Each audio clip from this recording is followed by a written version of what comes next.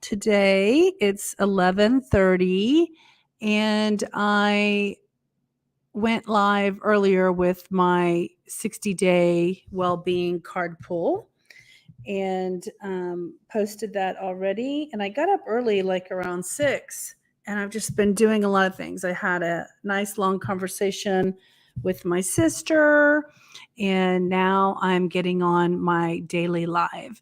So I want to Oh, that always reminds me to turn my volume off. So let me go ahead and do that now. So basically, I want to talk about going with the flow of your life. So a lot of times when we are trying to make things happen for ourselves and create things that we want in our lives and goals that we have set, we are in power down mode. Take action, do things, get it done. Type A personality traits.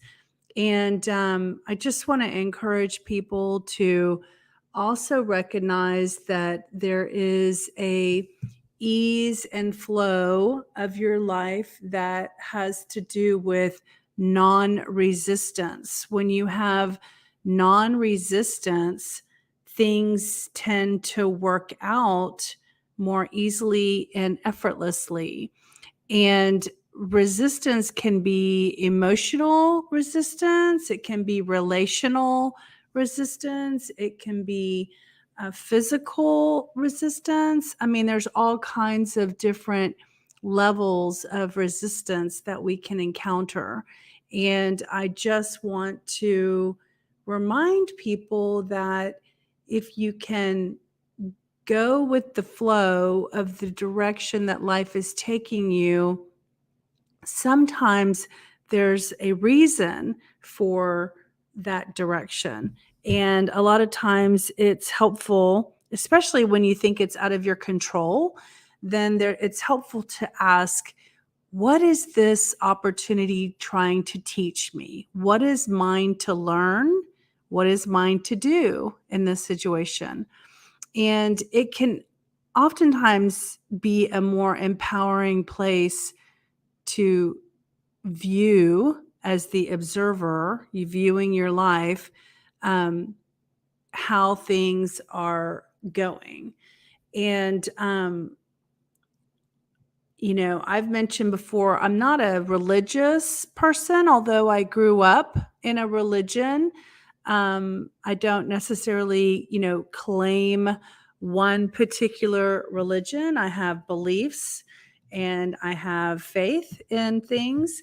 But I want to share this. I'm going through some old boxes, cleaning out, culling, getting rid of things that no longer serve me. And I'm going through keepsake boxes that I have put together. And there's always something to clean out of a keepsake box that no longer needs to be a keepsake. So it just makes the box lighter and lighter. Or you can get the boxes consolidated if you need to. So anyway, I found this little card in my keepsake box. It has my name on it.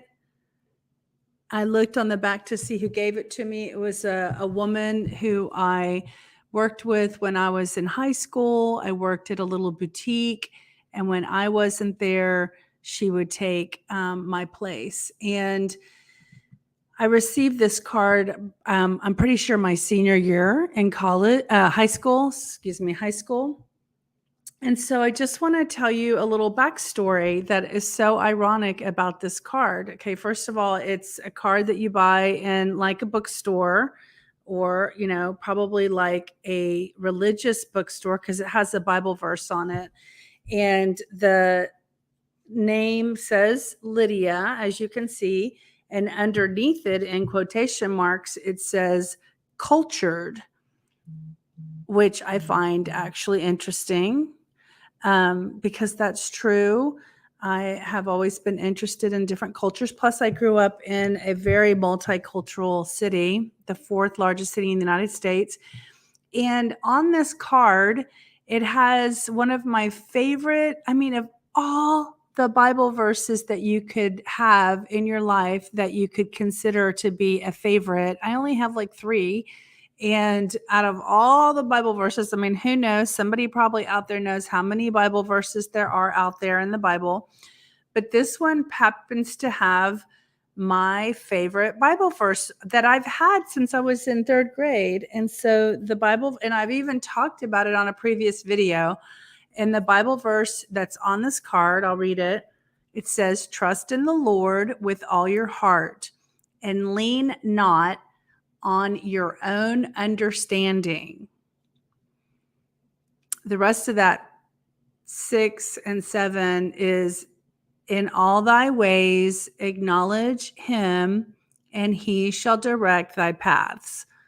That has always been in the frontal part of my brain as I've navigated through my life. And how ironic that in 3rd grade, I would have this be labeled in my mind my favorite Bible verse. And then in 12th grade, I would get this little card with my name on it with this Bible verse, clearly manufactured by a publisher somewhere, a card company. And actually, that card is reflective of how I've always seen the course of my life. For instance, even when bad things, quote unquote, bad things would happen, I always knew that it was part of the plan, part of the divine plan.